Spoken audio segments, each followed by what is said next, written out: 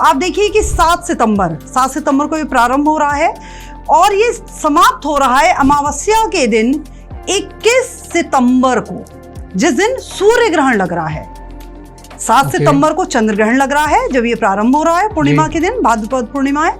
उसके बाद ये 21 सितंबर को जब समाप्त हो रहा है तो सूर्य ग्रहण लग रहा है। ठीक है, तो आप महत्वपूर्ण चीज देखिए कि जब इधर ये प्रारंभ होता है तो 7 का अंक आ रहा है और जब ये उधर समाप्त हो रहा है तो 21, 2 और 1 3 का अंक, 3 का, तो 7 और 3 मिलकर के 1 का अंक 10 हो जाते हैं। वो बन जाता है 1 का अंक, जो अपने आप में पूर्णांक है। आपके घर में जो भी धन स्थान है, अगर आपके घर में तिजोरी नहीं है तो मैं बोलूंगी कि लेके आइए। अब आप बोलेंगे कि जब धन ही नहीं है तो तिजोरी का क्या करें, और मैं ये बोलूंगी कि जब तिजोरी आएगी तो धन भी आ जाएगा। बिल्कुल सही, समझ रहे हैं? जब तिजोरी आएगी तो आप उसको भरने के लिए, क्योंकि जब चीज होती है, बर्तन है, तभी तो हम उसको भरने का प्रयास करते हैं ना।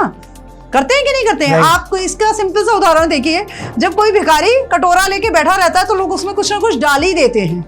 पितृदोष क्या होता है एग्जैक्टली, कैसे ये हमारी लाइफ को इम्पैक्ट देता है और कैसे हमारी ग्रोथ को ये रोकता है या कम करता है? तो सामान्य शब्दों में आपको समझाऊंगी कि यदि आपके घर में बार बार किसी कार्य के लिए आप रेगुलर प्रयास कर रहे हैं और आपको सफलता ना मिल रही हो 10 साल तक, पहली चीज। दूसरी चीज कि आपके घर में फैमिली में बहुत सारे मेंबर शादी की उम्र के हैं और आपके यहाँ विवाह ना हो रहा हो। आपने कई घरों में ऐसा देखा होगा कि नर संतान नहीं है, पुत्र संतान जो होती है वो नहीं होती है, तो ये 3 पीढ़ी का पितृदोष है। तो पितरों का श्राप कैसे लगता है? ये चीज मान लीजिए मैं हूँ या आप हैं, कोई भी है, उसके परिवार में किसी भी व्यक्ति की अकस्मात मृत्यु हो गई, अकस्मात मृत्यु जैसे कि एक्सीडेंटल डेथ है, आत्महत्या है, या फिर अनएक्सपेक्टेड। कई बार होता है कि मार भी दिया जाता है, जैसे आपने पुराने टाइम में देखा था बहुओं को मार देते थे, या फिर एबॉर्शन कराना एक इसका बहुत बड़ा कारण होता है। 6 नंबर राशि जो कन्या राशि है वो बुध की राशि है।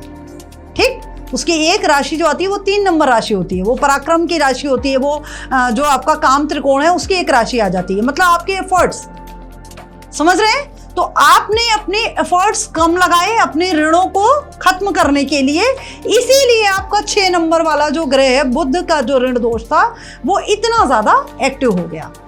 और एक चीज़ मेरे को बताओ कि जब हम किसी को दान देते हैं तो हमारा भाव क्या होना चाहिए अंदर से? हमें अपने जो पितृ हैं उनको मन में याद करना चाहिए, वो उनको याद करके फिर दान देना चाहिए। अगर आप पितृ दोष की शांति के लिए दान कर रहे हैं तो आपको प्रयास ये करना चाहिए कि आप अपने पितरों को याद करके, या अगर आपके घर में उनकी प्रतिमा हो, आपके पास उनकी प्रतिमा हो, तो आप उस पे वो दान छुआ करके। किसी भी आप ऐसी जगह पर जाते हो तो आपको कैसे आइडेंटिफाई कर लेते हो कि कहीं ना कहीं इस इंसान के ऊपर पितृदोष है? आपको कैसे पता चल जाता है? आपने देखा होगा कुछ लोगों को कि वो आते हैं तो घर में अच्छा लगने लगता है। बिल्कुल, ये सच है, माहौल अच्छा होने लगता है। राइट। आपने देखा होगा आप किसी से टकराते हो, मूड ऑफ हो जाता है, सडन मूड ऑफ हो जाता है। ऐसा नहीं आप उससे बहुत बार टकराए हो, तो यार कैसा आदमी है, मूड ऑफ, अजीब से इरिटेटिंग। तो ये उसका ऑरा बल है। Hello everyone, welcome to our podcast. तो आज का जो हमारा पॉडकास्ट होने वाला है वो ऐसा होने वाला है कि डेफिनेटली ये जो वर्ड जिनके बारे में हम बात करने वाले हैं, ये हर कोई, मतलब यार बोलता हर कोई है, लेकिन इसका मीनिंग एक्चुअल में किसी को नहीं पता। देखिए, टॉपिक देखकर तो आप लोग समझ ही गए होंगे कि डेफिनेटली आज हम बात करेंगे एस्ट्रोलॉजी, वास्तु की, और हाँ, जिसके बारे में पूरा पॉडकास्ट होने वाला है, पितृदोष के बारे में। लेकिन उससे पहले मैं आपको बताने वाला हूं कि यहाँ पर जो इस स्टूडियो में एक गेस्ट हैं, बहुत ही मतलब मुश्किल से वक्त निकाला है और आज वो आ गए और हमने उनको पकड़ लिया है कि इनसे आज जानेंगे हम सारी बातें, और ऐसी ऐसी बातें करने वाले हैं हम। पितृदोष के बारे में हो गया, वास्तु से रिलेटेड हो गया, जो जो आप लोगों के डाउट्स हैं वो आज हम क्लियर करेंगे इस पॉडकास्ट के जरिए। सो मेरे साथ है डॉक्टर अल्पना मिश्रा जी, जिनके पास मोर देन 27 ईयर्स का एक्सपीरियंस है एस्ट्रोलॉजी में, वास्तु स्पेशलिस्ट में, न्यूमरोलॉजी में, एंड ये विशेषज्ञ भी रह चुकी है न्यूज 24, हिंदुस्तान टाइम्स, अमर उजाला, दैनिक जागरण। सो ये ऐसे ऐसे नाम, इतने बड़े बड़े जब नाम जुड़ चुके हैं तो डेफिनेटली पॉडकास्ट भी बड़ा ही होने वाला है। तो जल्दी से स्टार्ट करते हैं बिना किसी देरी के। राधे राधे अल्पना जी, कैसे हैं? राधे राधे। आपका भी पहले तो बहुत बहुत धन्यवाद कि आपने मुझे आमंत्रित किया। शेड्यूल बिजी रहता है, पर हम सब कोशिश करते हैं कि कुछ बेहतर समय बेहतर लोगों के साथ बिता सके। बिल्कुल बिल्कुल। तो आज उसका मौका मिला और कुछ अच्छा करने का प्रयास किया जाएगा। डेफिनेटली। एंड ऑब्वियसली देखिए, आप वास्तु स्पेशलिस्ट हैं, तो बातें तो वास्तु से रिलेटेड होंगी, लेकिन एक चीज मेरे को बताओ, भी जब आप स्टूडियो आए, आपने भी यहाँ का वास्तु देखा, काफी चीजें आपने हमें सिखाई कि ऐसे ऐसे करना चाहिए, सो दैट हो सकता है कि शायद चीजें बेटर हो जाए, सुधर जाए। उन्हीं पे बात करते हैं, लेकिन पहले मैं जानना चाहूंगा आपसे कि पितृदोष क्या होता है एग्जैक्टली, कैसे ये हमारी लाइफ को इम्पैक्ट देता है और कैसे हमारी ग्रोथ को ये रोकता है या कम करता है? हाँ, बहुत अच्छा क्वेश्चन है। तो सबसे पहले तो मैं सभी देखने वाले दर्शकों को ये बताना चाहूँगी कि अभी अगले ही माह, आज तो अभी ये समाप्त होने वाला है अगस्त, और अगले माह 7 सितंबर 2025 को जो पूर्णिमा है, चंद्र ग्रहण, उसी दिन से पितृपक्ष शुरू हो रहे हैं। और यह पितृपक्ष इतना महत्वपूर्ण है कि आप सोच भी नहीं सकते। ये पितृपक्ष 100 सालों बाद ऐसा योग बन रहा है कि पितृपक्ष ऐसे सुंदर योग में पड़ रहा है। आप इसका, सबसे पहले तो मैं अंक विशेषज्ञ हूँ, आपने जैसा अभी चर्चा ही की थी, तो आप देखिए कि 7 सितंबर को ये प्रारंभ हो रहा है और ये समाप्त हो रहा है अमावस्या के दिन 21 सितंबर को, जिस दिन सूर्य ग्रहण लग रहा है। 7 सितंबर को चंद्र ग्रहण लग रहा है जब ये प्रारंभ हो रहा है, पूर्णिमा के दिन, भाद्रपद पूर्णिमा है। उसके बाद ये 21 सितंबर को जब समाप्त हो रहा है तो सूर्य ग्रहण लग रहा है। ठीक है, तो आप महत्वपूर्ण चीज देखिए कि जब इधर ये प्रारंभ होता है तो 7 का अंक आ रहा है, और जब ये उधर समाप्त हो रहा है तो 21, 2 और 1, 3 का अंक, तो 7 और 3 मिलकर के 1 का अंक 10 हो जाते हैं, वो बन जाता है 1 का अंक, जो अपने आप में पूर्णांक है, सूर्य का अंक है। समझ रहे हैं आप? और सूर्य जो है वो हमारी सोल है, हमारी आत्मा है। तो सबसे पहले तो मैं उन सारे दर्शकों से ये बात बोलना चाहूंगी जो ये पॉडकास्ट देख रहे हैं, सुन रहे हैं, उनके लिए मैं बोलूंगी कि अगर आपकी कुंडली में पितृदोष हो या ना हो, भाई कोई ना कोई तो आपका पितृ है जिनसे आपकी उत्पत्ति हुई है, आपके कुल पुरोहित हैं, आपके घर के पूर्वज हैं, तो आप उनके आत्मा की शांति के लिए इस पितृपक्ष में श्राद्ध है, तर्पण है, दान पुण्य है, अवश्य करें। सबसे पहला पॉइंट तो ये हो गया। दूसरी चीज कि आपने पूछा कि पितृपक्ष या वो पितृदोष होता क्या है, ठीक है, तो मैं यह सामान्य रूप से, सबसे पहले तो सामान्य रूप से बताती हूँ। वह क्यों बताती हूँ कि बहुत सारे लोग ऐसे होते हैं जिन्हें क्रिटिकल भाषा में नहीं समझ में आता, और जनरली ज्योतिषाचार्य यही करते हैं कि वो इतनी कठिन भाषा का प्रयोग करते हैं कि सामान्य आदमी समझ ही नहीं पाता कि भाई यहाँ पे ये ग्रह बैठा है, वहाँ पे वो नक्षत्र है, तो ये कैसे बन रहा है। तो सामान्य शब्दों में आपको समझाऊंगी कि यदि आपके घर में बार बार किसी कार्य के लिए आप रेगुलर प्रयास कर रहे हैं और आपको सफलता ना मिल रही हो 10 साल तक, पहली चीज। दूसरी चीज कि आपके घर में फैमिली में बहुत सारे मेंबर शादी की उम्र के हैं और आपके यहाँ विवाह ना हो रहा हो। जैसे कि आप इसको देखिए कि जॉब भी अच्छी है, आपने बहुत सारी फैमिलीज में देखा होगा कि जॉब भी अच्छी है और देखने में भी सुंदर है, कोई प्रॉब्लम नहीं है, इसके बाद भी फैमिली में शादी के लिए लोग आते हैं, रिश्ते बात चलती है, फिर वो जाते हैं और फिर जवाब ही नहीं देते या शादी हो नहीं पाती है। और देखने में आता है कि 4-5 भाई बहन एक ही सेम एज ग्रुप के शादियां नहीं हो पा रही हैं। ये सीवियर पितृदोष है। आपने कई घरों में ऐसा देखा होगा कि नर संतान नहीं है, पुत्र संतान जो होती है वो नहीं होती है, तो ये 3 पीढ़ी का पितृदोष है। समझ रहे हैं? पितृदोष भी कई तरह के होते हैं, 3 पीढ़ी के, 5 पीढ़ी के, 7 पीढ़ी के, तो ये सब पितृदोष है। ये एक मैंने सामान्य भाषा में बताया, अभी मैंने आपको एस्ट्रोलॉजिकल नहीं बताया है कि आप सामान्य रूप से कैसे अपने घरों में देख सकते हैं।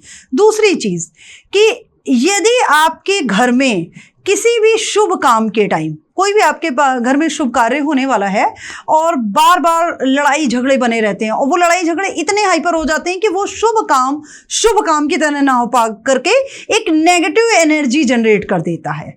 ये महसूस किया होगा, आप लोगों ने भी किया होगा कि कई बार हम बहुत अच्छे से रेडी हुए, निकलते लड़ाई हो गई, रास्ते में लड़ाई हो गई और पूरा मूड एक्सपॉइल हो गया। हर परिवार की कहानी आज की डेट में मेरे को लगता है नहीं, हर परिवार की नहीं होती है। जिनके घरों में नेगेटिव कुंडलियों में ऐसे दोष जनरेट हो रहे होते हैं, जिसमें आपका चंद्रमा पीड़ित है, राहु के साथ पीड़ित है, सूर्य के साथ पीड़ित है, या फिर मंगल का बहुत सीवियर दोष बना हुआ है, उनके घर में इस तरह की कंडीशंस देखने में मिलती हैं, बहुत ज़्यादा देखने में मिलती हैं। तो ये एक सामान्य भाषा में मैंने आपको पितृदोष को डिस्क्राइब किया। अब मैं आपको ज्योतिषीय भाषा में, मतलब जो एक एस्ट्रोलॉजिकल लैंग्वेज है, उसमें मैं आपको डिफाइन करती हूँ कि आप कोई भी व्यक्ति जन्म कुंडली में कैसे देख सकता है कि भाई पितृदोष है या नहीं है। तो आप सबसे पहले अपनी जन्म कुंडली निकाल लीजिए। आप किसी भी सॉफ्टवेयर में जा करके अपनी डेट ऑफ बर्थ डाल दीजिए, टाइम डाल दीजिए एक्यूरेट, और प्लेस डालेंगे तो आपकी जन्म कुंडली निकल के आ जाएगी। तो आपकी जो लग्न कुंडली निकल के आ रही है, सर्वप्रथम आप अपनी लग्न कुंडली देखें और उस लग्न कुंडली में आप चेक करें कि first house, second house, fifth house, 9th house और 12th house. Okay, first, second, fifth, 9th और 12th हाउस, इन घरों में यदि आपके चंद्र, सूर्य, मतलब सूर्य और राहु एक साथ बैठे हों, चंद्र और राहु एक साथ बैठे हों, या सूर्य और केतु एक साथ बैठे हों, चंद्र और केतु एक साथ बैठे हों, सूर्य शनि एक साथ बैठे हों, तो यह एक सीवियर पितृदोष का निर्माण करता है। तो बेसिक जो 4 ग्रह हैं वो हैं सूर्य, चंद्र, राहु, केतु। ठीक है, उसके बाद जो महत्वपूर्ण ग्रह है वो है शनि, क्योंकि बहुत सारी कुंडलियों में हमने देखा कि सूर्य शनि एक साथ बैठे हुए हैं। ठीक है, तो सूर्य शनि एक दूसरे के शत्रु, हालांकि ये पिता पुत्र हैं, परंतु इनमें शत्रुता का भाव है, तो यह भी एक तरह का पितृदोष जनरेट करते हैं। परंतु पितृदोष जब भी आप जन्म कुंडलियों में देख रहे हैं तो कभी भी किसी एक व्यक्ति की कुंडली से मत देखें। ये मैं आपको बहुत महत्वपूर्ण पॉइंट बता रही हूँ कि कोई भी जातक जब मेरे पास स्पेशली कुंडली लेके आया, उसने पूछा कि मैम हमारी कुंडली में पितृदोष है या नहीं है, तो मैं उससे बोलती हूँ कि आप अपने मदर या फादर में से किसी एक की कुंडली लाइए, आपके पेरेंट्स में। जी, ठीक है, क्योंकि पितृ कौन है? आपके पूर्वज, पेरेंट्स और उनके भी फादर। हाँ, उनके भी फादर। तो पितृदोष तभी आपकी कुंडली में होगा जब आपके पेरेंट्स की कुंडली में होगा, क्योंकि आप उन्हीं से बन रहे हैं। पितृदोष है ना, आप इसका लॉजिक तो समझिए किसी चीज को, यूं ही नहीं जैसे लोग बोल देते हैं उस तरह नहीं हो जाता। किसी एक की कुंडली आपने देखी, किसी बच्चे की कुंडली देखी और आपने बोल दिया कि हाँ पितृदोष है, नहीं। आप पहले उसे चेक करिए कि ये दोष बच्चा मदर के साइड से लेके आ रहा है या फादर के साइड से लेके आ रहा है। मदर के साइड लेके आएगा तो ननिहाल पक्ष से वो दोष आ सकता है, और फादर के साइड लेके आएगा तो ददिहाल पक्ष से। कारण क्या है इसका, आपको ज्योतिषीय गणना बताती हूँ। ननिहाल पक्ष हुआ केतु, जो आपका नाना का घर है वो केतु डिफाइन करता है नाना को, और जो ददिहाल पक्ष है यानी कि दादाजी का कारक होता है राहु। ठीक है, अब आप समझ गए कि सूर्य और चंद्र जब राहु और केतु से पीड़ित होंगे तो पितृ तो आपके बैक से ही आ रहे हैं ना, आपके पूर्वज हैं।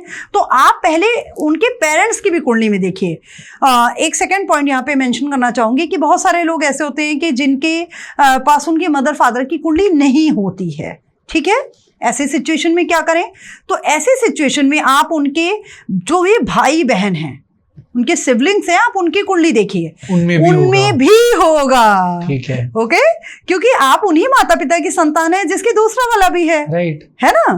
तो अगर किसी के घर में पितृदोष, और दूसरी चीज है कि पितृदोष घर में होता है, ये आप समझिएगा कि पितृदोष सदैव घर में होता है, वो किसी प्रॉपर एक कुंडली में नहीं होता, क्योंकि वो परिवार से बन रहा है, पितृ से बन रहा है ना। पितृ आप पिता बनते ही हैं 2 लोग मिलके, राइट, आप माता बनते ही हैं 2 लोग मिलके, तो वो या तो आपके ददिहाल पक्ष से आया होगा या ननिहाल पक्ष से आया होगा। तो उसमें आपको चेक करना होता है और फिर आप उसके अकॉर्डिंग उसकी रेमेडी बताइए, और ना सिद्ध ऐसा हो ही नहीं सकता। तो ये बहुत सिंपल तरीका है पितृदोष को समझने का। मेरे को एक चीज समझाओ, पितृदोष एग्जैक्टली लगता कैसे है? अब हमारे जो ग्रैंड पेरेंट्स हैं वो हमसे क्यों नाराज होंगे, मेरे को तो ये समझ नहीं आती चीज। लेकिन ये कहीं ना कहीं एस्ट्रोलॉजिकल पॉइंट ऑफ व्यू से भी सही बात है कि हाँ पितृदोष आपने एक्सप्लेन कर दिया, मैं समझ गया। लेकिन क्या वो रीजन हो सकता है कि पितृदोष पीढ़ी दर पीढ़ी चलता है? आपने बताया जनरेशन बाय जनरेशन, और यदि इसके उपाय न किए जाएं तो ये पीढ़ियों को खत्म भी कर देता है। इतना सीवियर दोष होता है ये। अगर ज्योतिषी क्षेत्र में मेरा जो इतने वर्ष का अनुभव है उसमें मैंने देखा, इससे खराब दोष या इससे ज्यादा खतरनाक दोष मैंने कोई नहीं देखा। क्योंकि जैसे कहते हैं ना कि अगर हमें पितरों का आशीर्वाद मिल जाए तो हमारे लिए एक ब्लेसिंग साथ में होती है। Right. तो उसी तरह अगर आप पितरों का श्राप लेके चल रहे हैं तो आपका दुर्भाग्य भी तो चल रहा है ना। तो पितरों का श्राप कैसे लगता है, ये हाँ, चीज मेरे को बहुत बताओ अच्छा आप। क्वेश्चन है। अब मैं आपको बताती हूँ कैसे लगता है। देखिए, जैसे कि आप इसको अदरवाइज नहीं लीजिएगा, मान लीजिए मैं हूँ हाँ जी। या आप हैं, कोई भी है, उसके परिवार में किसी भी व्यक्ति की अकस्मात मृत्यु हो गई। अकस्मात Like, मृत्यु जैसे कि एक्सीडेंटल डेथ accidental, है, okay. आत्महत्या है, जी। या फिर Unexpected?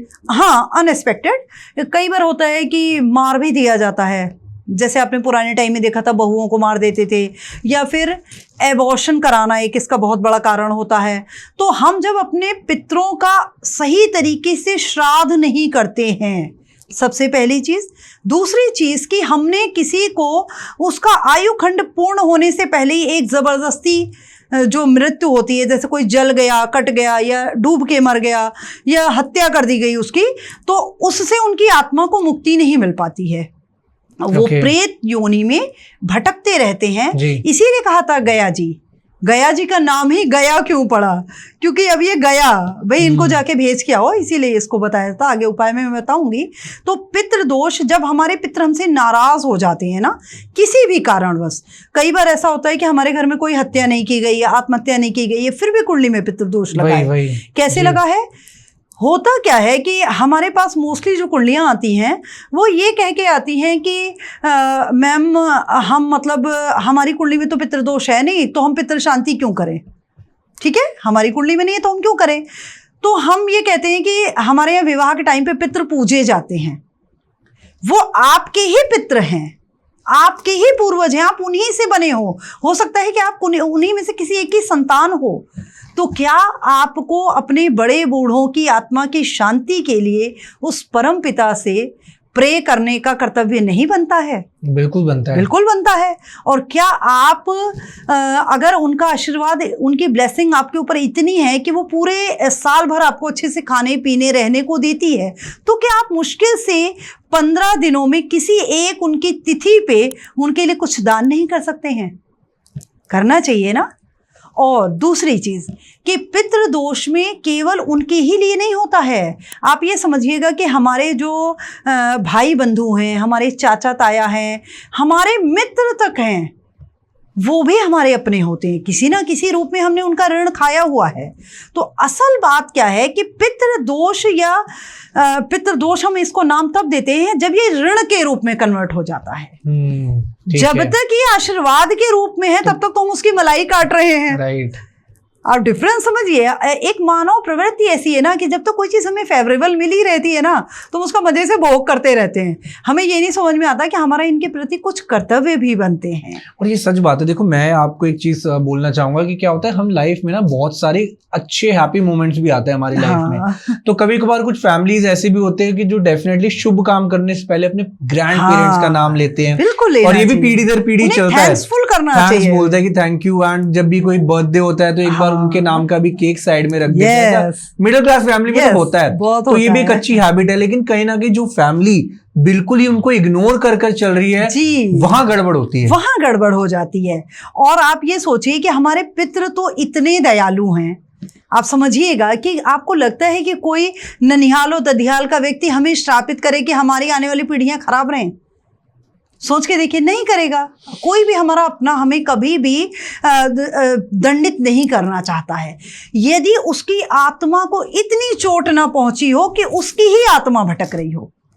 और एक चीज मेरे को समझाओ कि अगर जो हमारे ग्रैंड पेरेंट्स आज इस दुनिया में नहीं है, लेकिन कहीं ना कहीं अगर हम उनकी फैमिली में या उनके क्लोज्ड वंस को भी अगर क्षति पहुंचाते हैं तो क्या हमें पितृदोष लगने का खतरा होता है? बिल्कुल 101% लगने का खतरा होता है।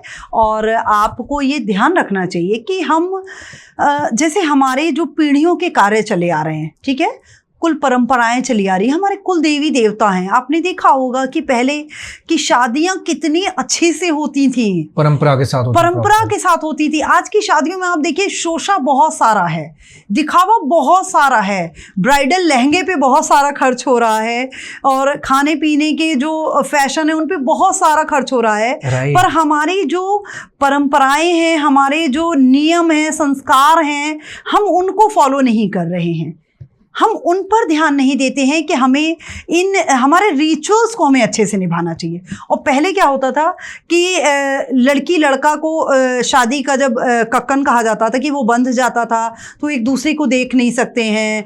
हमारे पितरों को पूजा जाता था, तेल की रस्म होती थी, हल्दी की रस्म बड़े प्रॉपर तरीके से होती थी। आज के टाइम में आप देखिए ना हल्दी कैसे हो रही है, देखा है आपने? हो रही है हल्दी, तो साथ साथ ही हो रही है, उसका बिल्कुल तमाशा कर दिया गया है। और जबकि हल्दी हमारे यहाँ प्रॉपर देव गुरु बृहस्पति हैं। हल्दी प्रॉपर देव गुरु बृहस्पति को हल्दी का रूप माना, हल्दी को उनके उपाय के लिए भी यूज किया जाता है। और हल्दी इसलिए होती थी कि अब आप एक वैवाहिक जीवन, देव गुरु बृहस्पति माना जाता है पति को और शुक्र पत्नी को माना जाता है। तो अब आप जिस पति को पति परमेश्वर के रूप में स्वीकार करने जा रही हैं वो आपके लिए देवगुरु बृहस्पति तुल्य है। तभी आपने पहले समय में देखा होगा कि लड़के घर से हल्दी आती थी, फिर वही हल्दी लड़की को लगती थी, लगती थी ना, तो वो बल बना रहे शुक्र का, और जो बृहस्पति का आशीर्वाद है वो लड़का लड़की पे बना रहे।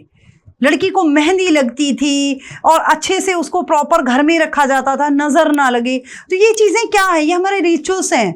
मैं खुद जब ब्याह करके गई अपने ससुराल में तो मेरी सास ने मेरा घूंघट मतलब रखा था कि भाई कोई और ना देख ले, सबसे पहले कुल पुरोहित पूजे जाएं। कितनी बड़ी चीज़ है, आप देखिए कि मेरा चेहरा, मैंने फर्स्ट टाइम जो हमारे कुल पुरोहित का जो स्थान था मेरे ससुराल में, मैं वहाँ पे गई, वहाँ मेरी सास ने मेरा घूंघट उठा के कुल पुरोहित पुजवाए मुझसे और मैंने उनको पूजा, फिर अन्न भंडार भरा। तो ये चीज़ें देखिए कितनी आप हमारे जो सनातन धर्म में नियम बने थे ना, वो बहुत ही सोच के बने हुए थे, उनका बड़ा अच्छा प्रभाव होता था। तो उससे ये होता था कि ये दोष अपने आप ही शांत हो जाते थे। पहले टाइम में आपने देखा होगा कि घर में भोजन बनता है तो पहले एक रोटी गाय के लिए निकाल दी जाती है, अंतिम रोटी कुत्ते के लिए निकाल दी जाती है, हम उसमें चिड़ियाओं को भी दाना डाल रहे हैं। पहले के टाइम में आपने एक चीज़ और देखी होगी कि पूजा नहीं होती थी इतनी। आपने अपने दादा को, नाना जी को इतनी पूजा करते हुए नहीं देखा होगा जितने आजकल आडंबर होते हैं, पर वो लोग आज से ज़्यादा सुखी थे। ध्यान दिया आपने? पहले के लोग पूजा ज्यादा नहीं करते थे, पर पहले के लोगों के कर्म बेहतर थे। पहले के लोगों के कर्म बेहतर थे, वो अपने धर्म को धारण करते थे। जो धारण किया गया वो धर्म होता है, दिखावा धर्म नहीं होता। आप शो ऑफ कर रहे हैं, वो धर्म थोड़ी है। तो यही चीज होती है कि पहले के लोग जो थे ना, वो हमारे रिचुअल्स को मान के चलते थे, उन नियमों को मानते थे, परिश्रम को जीवन समझते थे, प्रातःकाल उठते थे, भूमि के पैर छूते थे, मंगल बलवान हो गया, हुआ।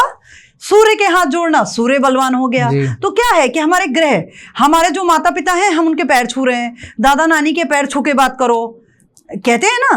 तो आजकल क्या है कि घुटने से, बहुत सारे बच्चों को तो मैंने देखा है अगर पैर छूने को भी कहो तो वो घुटने पे हाथ लगा देते हैं। सुना है आपने? हाँ, ऐसे करके खड़े खड़े। तो और एक कहावत भी आपने सुनी होगी कि क्या इसकी बुद्धि घुटनों में है? तो जब घुटना छू रहा है तो बुद्धि घुटनों तक ही होगी। ये सच है। तो ये चीज है कि जब हम अपनी कुंडलियों में पितृ दोष का निर्माण स्वयं ही कर रहे हैं, और इसके लिए मैं केवल बच्चों को दोष नहीं दूंगी, पेरेंटिंग इज वेरी इंपॉर्टेंट। आप विश्वास मानिएगा, मैं आज के समय में पेरेंट्स को भी देख रही हूँ, वो भी उस चीज़ को एग्री कर रहे हैं। मैं ये नहीं कहती, हो सकता है कि कई बार होता है माता पिता बोलते हैं कि अगर हम उसको एग्री ना करें तो बच्चे फिर अपने मन से आगे निकल जाएंगे। बट मैंने जो देखा, अपने घर में भी देखा कि अगर हम स्वयं कर रहे हैं ना वो चीज़ें फैमिली में, तो बच्चों में वो आ जाती हैं। आप विश्वास मानिएगा, हम बच्चे को जब वो 25 साल की उम्र में आ गया है तब हम उससे कह रहे हैं कि नहीं ये चीज़ पूजो, तो वो हमारी चीज़ कैसे मान लेगा? यदि हमारा बच्चा जो 1 से 3 साल की अवस्था होती है वो शिशु काल होती है, यदि हम शिशु काल में ही बच्चे के आगे स्वयं कर रहे होंगे, स्वयं अपने पितरों को पूज रहे होंगे, जैसे हमारे यहाँ मान पक्ष होता है, जैसे बेटियों का घर, बहन का घर, बुआ का घर, मान पक्ष होता है। मैंने अपनी सास को देखा, जब से ब्याह के आई मैंने तब से देखा, अपने घर में अपनी माँ को मैंने देखा था कि जब भी मेरी माँ जब से ब्याह के आई तो मेरी दादी नहीं थी, दादाजी मेरे थे, मेरी दादी नहीं थी। तो मेरा जब से मैंने होश संभाला, मैंने तब से देखा कि मेरी मदर उनके लिए पूरे पितृपक्ष पूजन करती हैं। यहाँ तक मेरी मदर तो हर अमावस को भी पितरों के लिए भोजन निकालती हैं। तो मैंने जब वो चीज़ देखी अपनी पूर्वजों को करते हुए, अपने माता पिता को करते हुए, तो मेरे दिमाग में, मस्तिष्क में वो एक बैठ गई नेचुरली। मुझे पता है कि वो मेरे लिए आदरणीय है, पूजनीय है। ठीक है भाई, जो पूजनीय है वो पूर्वज है। मैं खुद, फिर मैंने भी वही कल्चर फॉलो किया और मेरी सास को भी मैंने ये चीज़ें देखी। यहाँ तक कि मैंने ये देखा कि एक साल में 2015 की बात है, मेरी सास बेड रेस्ट थी, बहुत बीमार थी और उनको पैरालिसिस वाली कंडीशन हो गई थी। तो उस टाइम में मैं मुंबई रहती थी। उन्होंने मेरे को बोला कि बेटा आप यहाँ आ जाओ, जिससे कि हम लोग मान पक्ष में, पितृ पक्ष में प्रॉपर पूजन उनका कर लें। तो आप सोचिए, जब हमारी फैमिलीज में ये चीज़ें होंगी तो बच्चे ऑटोमेटिक वो चीज़ें सीखते हैं। भले वो उस समय कर ना रहे हो, मैं उस समय करती नहीं थी ना, पर जब आवश्यकता पड़ी तो कर लिया। तो उसी तरह जब हमारी फैमिली, मैं इसके लिए प्रॉपर बोलूँगी कि किसी भी चीज़ के लिए केवल बच्चे जिम्मेदार नहीं होते हैं। आप यंगस्टर को जितनी ईजिली जिम्मेदार ठहरा देते हैं, आप स्वयं में झांक के देखेंगे तो उसके पॉइंट आपको कहीं ना कहीं उसकी जड़ें खुद में मिलेंगी। तो आप उसको ठीक करें तो आपके पितृ वैसे ही प्रसन्न होने लगेंगे। तो मेरे को एक चीज बताओ, आपने पितृदोष बहुत ही अच्छे से समझाया गया, सबको समझ आ गया होगा कि पितृदोष एग्जैक्टली होता क्या है, कैसे पितृदोष लगता है, और बाद में भी लगा जा सकता है पितृदोष। अगर आपकी जिंदगी सही भी चल रही है उस टाइम भी पितृदोष लग सकता है। बिल्कुल लग सकता है। मेरे को इसकी जैसे कि आपके घर में कोई डेथ कर गया और उसके बाद आपने नहीं शुरू किया तो आपकी शादी होगी। अब आप देखिए लगेगा कैसे, ये भी मैं बता दूं, क्योंकि बहुत सारे लोगों के मन में डाउट होगा कि भाई हमारी तो कुंडली उसी दिन बन गई थी जिस दिन हमने जन्म लिया था, ठीक, तो हमारे घर में फिर आगे से पितृदोष कैसे लग जाएगा? ये क्वेरी आएगी ना दिमाग में। हाँ, तो ये कैसे लगेगा अब बताती हूँ। जैसे कि आप फिर जिससे शादी करोगे, अगर आप गर्ल हो तो आपको बॉय ऐसा मिलेगा जिसकी कुंडली में पहले से पितृदोष हो। ओके, होगा, उससे आपकी संतति आएगी, उसमें पितृदोष वैसे ही जनरेट हो जाएगा। और आप शादी करोगे तो भी तो आपकी कुंडली में आ गया वो, आपको मिल गया वो चीज। आप लड़की हो तो लड़का मिल गया और लड़का हो तो लड़की मिल गई, ऐसी सिंपल। तो इसलिए अपने जो भी आपके घर में अगर आपके माता पिता ना हों, पितृदोष की पूजा किसे करनी चाहिए वो बता रही हूँ। जैसे कि माता पिता, अगर आपके किसी के माँ या पिता एक्सपायर कर गए हैं तो उन्हें करनी चाहिए, पितृदोष की शांति करनी चाहिए। पितृपक्ष में करें, अमावस्या वाले दिन करें। और अगर आपके दोनों ही नहीं है तो भी करें। और माता पिता हैं तो आपके दादा दादी के लिए माता पिता करें, और पोता पोती नाती नितिन जो है वो बैठे रहें उनके साथ। पर बैठना अवश्य है। पितृदोष की शांति हमेशा सपरिवार होती है, अकेले नहीं होती, क्योंकि ये पितरों का दोष है, पीढ़ी दर पीढ़ी लगता है और परिवार में होता है। और पितृदोष हमेशा कितने दिन के लिए है ये? 7 सितंबर से? ये 7 सितंबर से पूर्णिमा के दिन से स्टार्ट हो रहा है। बहुत सारे लोग 8 से भी मानते हैं, परंतु मैंने जो अपना कैलकुलेशन निकाला, आप इस वर्ष के मोस्टली आप देख लीजिए फेस्टिवल 7 के अंक पे आ रहे होंगे, ये वर्ष ही 7 के अंक पर है। और पूर्णिमा से आप दान प्रारंभ करें और अमावस तक करें, बहुत अच्छा रिजल्ट देता है। पूर्णिमा से आप श्राद्ध प्रारंभ करें, अमावस तक करें, मतलब हमने प्रकाश से अंधेरे तक आपका साथ दिया। समझ रहे हो डिफरेंस? सच क्या होता है कि उजाले में तो सभी साथ देते हैं, पर अंधेरा, दुख आते आते लोग हाथ छोड़ देते हैं। तो मैं ये कहती हूँ कि अगर किसी का साथ दो ना, तो ऐसा दो कि उसके अच्छे दिनों में तो दो ही दो, बुरे दिनों में डबल साथ दो। बहुत सही कहा आपने। तो इसलिए पूर्णिमा से शुरू करके अमावस तक अगर आप इसके लिए करते हैं, जरूरी नहीं है कि बहुत सारे लोग ये भी कहते हैं कि भाई हम दान कर रहे हैं तो इतना सारी चीजें कैसे कर पाए। दान में महत्वपूर्ण होता है दान का भाव बहुत मैटर करता है। आप एक रुमाल भी दे रहे हैं ना, तो आप में वो फील होना चाहिए कि हमने दे दिया। उसका क्रेडिट से मतलब मत रखिए। ये सच है। ये ऐसा दा धातु से बना है ना, दा मतलब ददाती, दे दिया आपने, संस्कृत में से ददाती कहते हैं। तो दे दिया तो दे दिया ना, छोड़ दिया उसको, तो उसकी प्राप्ति क्यों सोच रहे हो? बट फैक्ट ये है कि इंसान प्राप्ति की बिना कोई चीज सोच नहीं पाता है। तो देने के बाद ये मत सोचो, और देने के भाव से चीज दो। जो चीज किसी को दो, भले तुम 1 कौर दो, भूखे को भोजन दो। मैं ये भी बोलूँगी कि अक्सर मैं हर जगह ये चीज़ बोलती हूँ कि मैं कभी भी दान वहाँ उचित नहीं समझती हूँ जिनके घर भरे हैं आप उन्हें दान कर रहे हैं। दान आप उसे करिए जिसे वास्तव में उसकी तलाश है, क्योंकि इस जीवन में, इस धरती पे भूख से बड़ी त्रासदी कुछ नहीं है और भूख से बड़ा यथार्थ कुछ नहीं है। रोटी के बाद ही कपड़ा आता है, उसके बाद मकान आता है, तो भूख सबसे बड़ी त्रासदी है।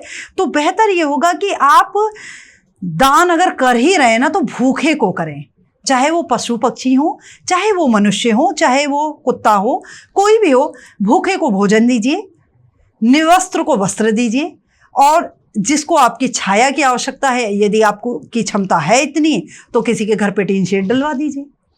और एक चीज़ मेरे को बताओ कि जब हम किसी को दान देते हैं तो हमारा भाव क्या होना चाहिए अंदर से? हमें अपने जो पितृ हैं उनको मन में याद करना चाहिए, वो उनको याद करके फिर दान देना चाहिए। हाँ बिल्कुल, मैं ये चीज़ तो बोलूँगी। तरीका मेरे को बता दो एक बार। तरीका है, आप समझिएगा इसको, कि जब भी हम दान करते हैं, हम कोई भी दान कर रहे हैं, स्पेशली पितृपक्ष में मैं बोलूँगी, वैसे आप जैसे कभी भी दान कर रहे हैं तो अलग उसका वो होता है, पर अगर आप पितृ दोष की शांति के लिए दान कर रहे हैं तो आपको प्रयास ये करना चाहिए कि आप अपने पितरों को याद करके, या अगर आपके घर में उनकी प्रतिमा हो, आपके पास उनकी प्रतिमा हो, तो आप उस पर वो दान छुआ करके, जैसे आपने घर में देखा होगा कि वो थाली, पूर्वजों को, अपने पुराने लोगों को देखा होगा कि कोई साड़ी भी दे रहे हैं तो उनको हाथ लगवा के और फिर वो दे देते थे।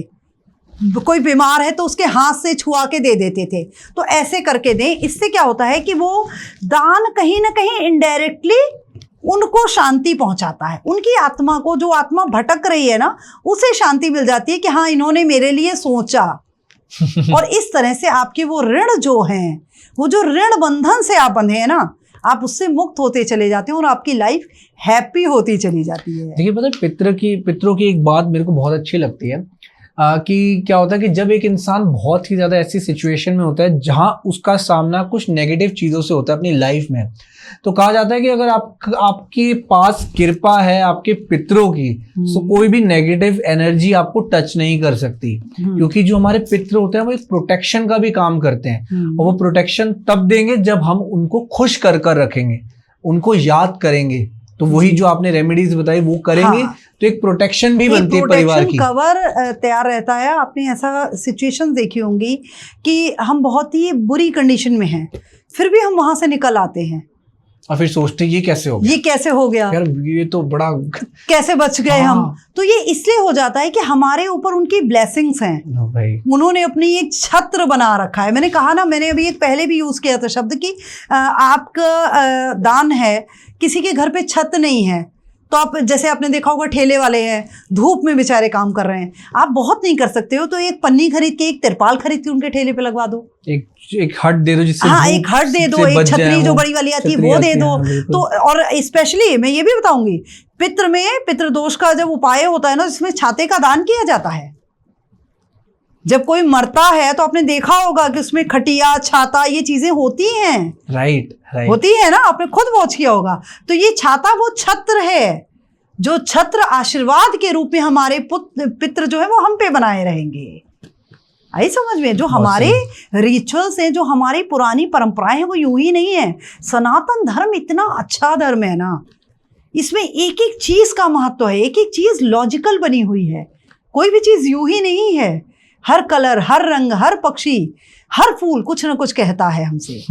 कितना आसपास की जितनी भी चीजें सब जी बिल्कुल प्रभावित करती हैं। ठीक है, मेरे को ये चीज समझाओ कि जैसे आपने पितृदोष के बारे में बात करी, कौन से ऐसे जो दोष हैं जो हमारे साथ पूरी जिंदगी रहते हैं, हमारे साथ जुड़े रहते हैं और जो कभी नहीं हट सकते? ऐसे भी कोई दोष होते हैं? पितृदोष होते हैं ऐसे। पितृदोष ऐसा दोष होता है, अब मैं बताती हूँ कि ये जुड़े कैसे रहते हैं और खत्म कब होते हैं।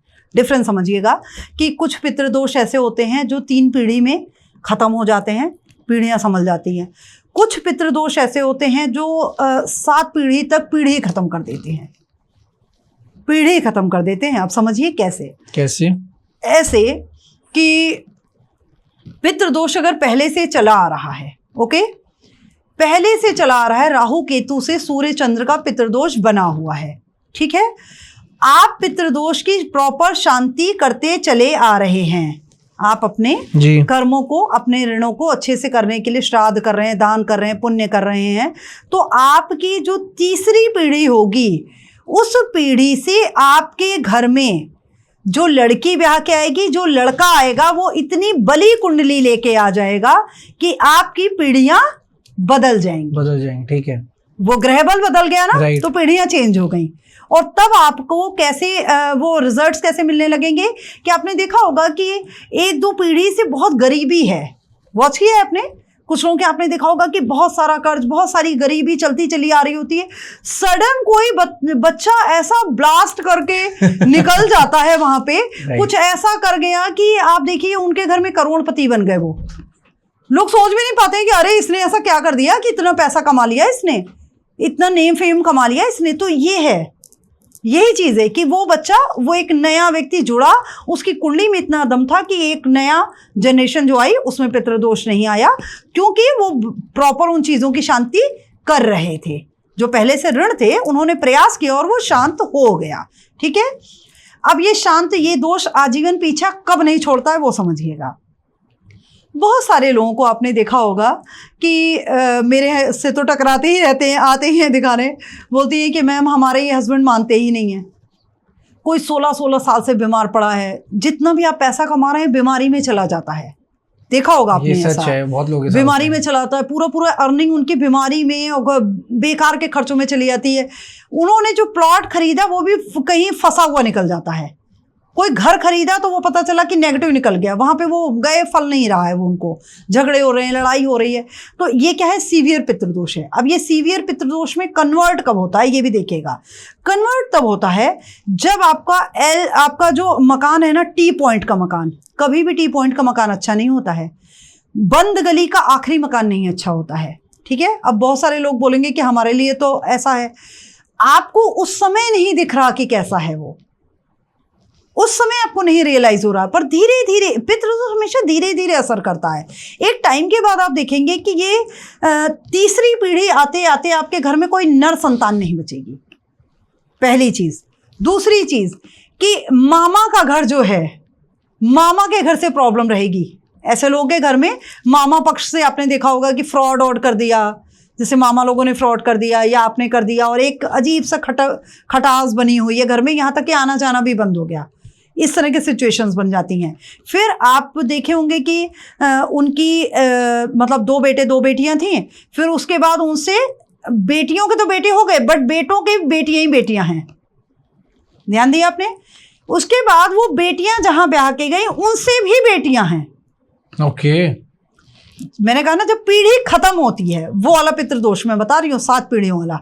ठीक है, बेटे हैं, फिर उनसे बेटियां हुई, फिर बेटियों से बेटियां ही हुई, बेटा नहीं हुआ, समझ गए।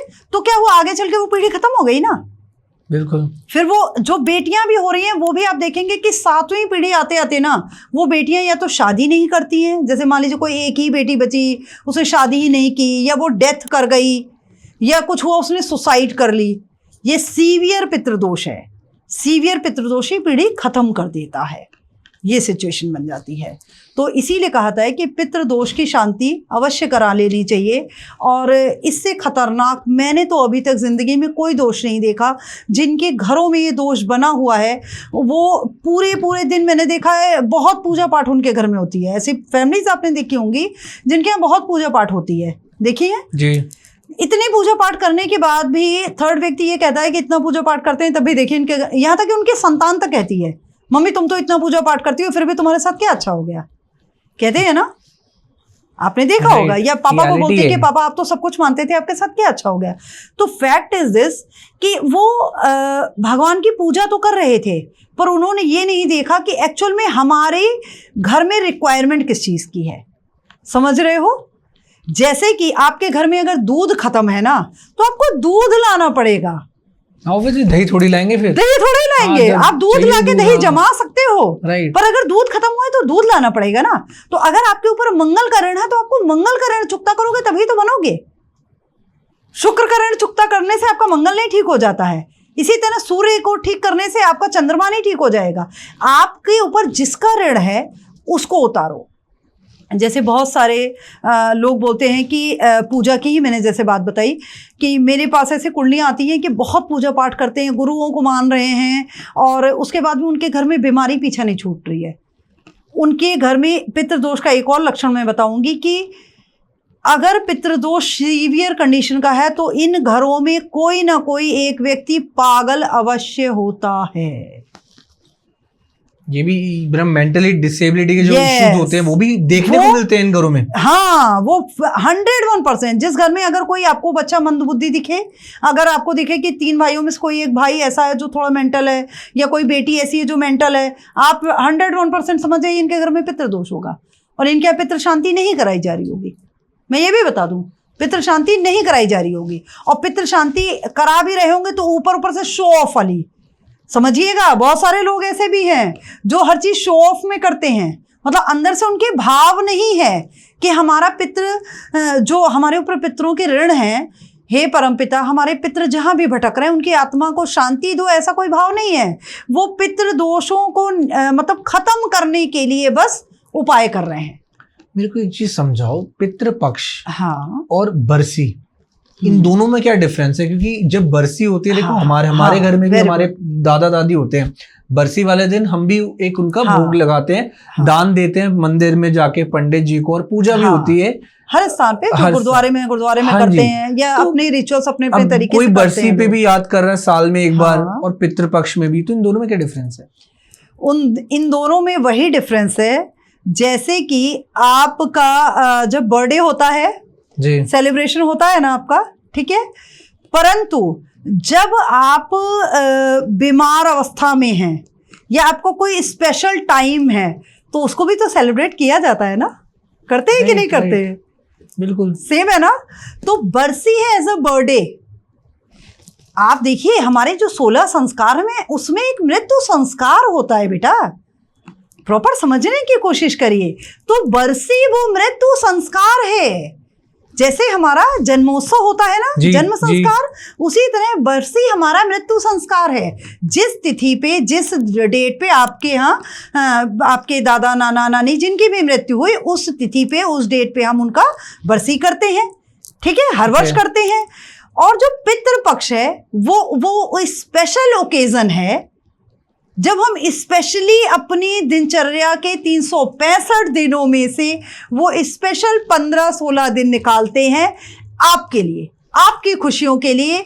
आपको भाई, आप हमें 365 दिन हैप्पी रख रहे हो, ठीक है, तो और बल्कि मैं तो ये कहूँगी कि आप पूरे पितृपक्ष अगर नहीं भी कर पाए श्राद्ध तर्पण दान, तो हमारे पितृ इतने भोले होते हैं ना, उनकी ब्लेसिंग्स हमारे साथ इतनी ज़्यादा अटैच होती हैं कि हम केवल उनकी तिथि पे, केवल जो उनकी तिथि है जिस पे उनकी डेथ हुई थी, उस तिथि पे, जैसे पंचमी पे, षष्ठी पे, द्वादशी पे, अगर आपको वो तिथि याद है तो, अगर नहीं याद है तो अमावस्या वाले दिन आप उनका श्राद्ध कर दें, वो उतने से खुश हो जाते हैं। सोचिए कितना साधारण चीज़ है। तो देखिए, जैसे यहाँ पे हमारे सनातन धर्म में पितृपक्ष है, वैसे ही जो बाहर की कंट्रीज है वहाँ पे हैलोवीन भी मनाया जाता है। वो भी इनका यही रीजन होता है कि जो उनके बड़े बुजुर्ग हैं जो इस दुनिया में नहीं है, उनको एक श्रद्धांजलि देने के लिए, उनको याद करने के लिए हैलोवीन मनाया जाता है, जिसमें बच्चे, आप इसका महत्व देखिए, मतलब वही है ना, सनातन में भी हम फॉलो कर रहे हैं, बाहर भी लोग इस चीज को फॉलो कर रहे हैं, मतलब कहीं ना कहीं देखो है, चीजें हैं, सच है। कहीं ना समझिएगा कि सनातन धर्म जो है ना, इतना प्राचीन है, इतना डीप है जी, कि इसमें जो चीजें होती हैं, वेस्टर्न कल्चर, उसको वेस्टर्न के जो लोग हैं, वेस्टर्न की जो संस्कृति है, उन्होंने हमसे अडॉप्ट कर करके खुद को बेहतर बना लिया। ये आपने वॉच किया? ये सच है, ये फैक्ट है कि वो हमसे अडॉप्ट कर करके खुद को ग्रो करते चले जा रहे हैं, और हम उनकी नेगेटिविटी अडॉप्ट कर करके बर्बाद होते चले जा रहे हैं, क्योंकि उन्होंने वो अच्छाई देख ली ना हमारे में, तो वो अच्छाई उन्होंने हमसे खींच ली। लेकिन हमारे में भारतीय संस्कृति की ये मैं कमजोरी कहूंगी कि भारतीयों में उन्हें शो ऑफ वाली चीजें जल्दी अट्रैक्ट करती हैं। ये तो सच है। इसका भी एक कारण है, देखिए मैं आपको बताऊं, कारण ये है कि हमारी जब भारत की जो कुंडली बनती है ना 15 अगस्त 1947 की रात्रि की, तो मध्य रात्रि की, तो वो कुंडली जब बनती है तो वो वृषभ लग्न की बनती है, और हमारे जो लग्न में बैठा है वो राहु बैठा है। ओके तो यही रीजन है कि जो जी, भारतीय हैं उनको ये रीजन है। लग्जरी, राहु लग्जरी है, मुखौटा है, उड़ी हुई चीजें हैं, शो ऑफ है, शो ऑफ है ना। और शुक्र की राशि है, तो जो भारतीय है ना उन्हें चकाचौंध, दिखावा, जो शो ऑफ है ना,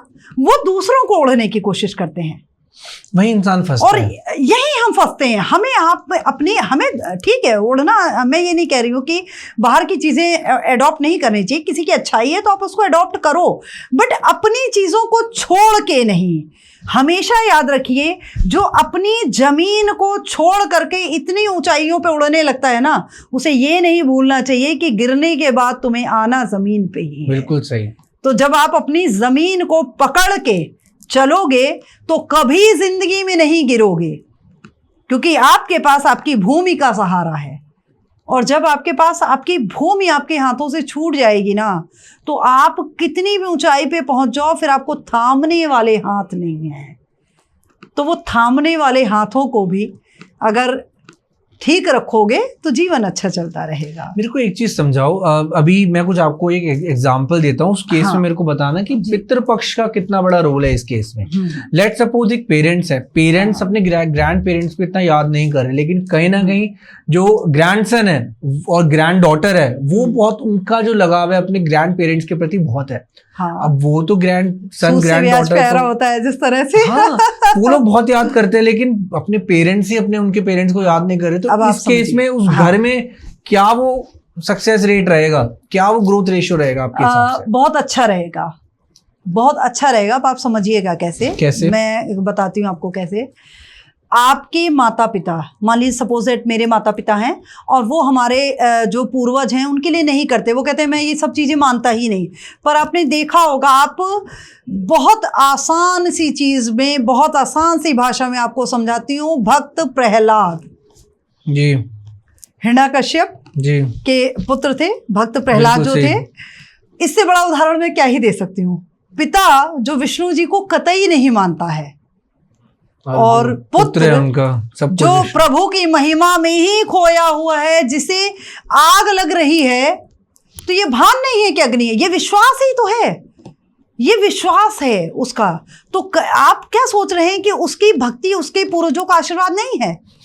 इसके बाद भी तो उस बच्चे तक, उन्हीं माता पिता से पैदा हुए शिशु तक वो आशीर्वाद पहुंचा ना, वो ब्लेसिंग पहुंची ना, और उसने वो कर दिखाया।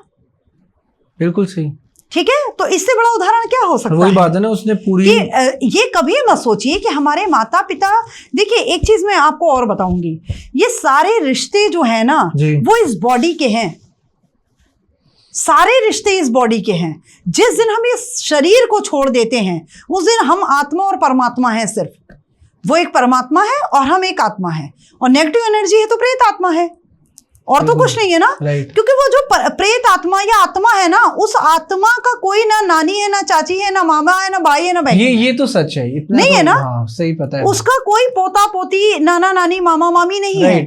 जो प्रेत आत्मा है वो इन ऋण बंधनों में बंधी है। जो आत्मा वो तो मुक्त हो गई, तो उसकी तो ब्लेसिंग ऑटोमेटिक है, वो तो पितृदोष वहां है ही नहीं, ठीक है।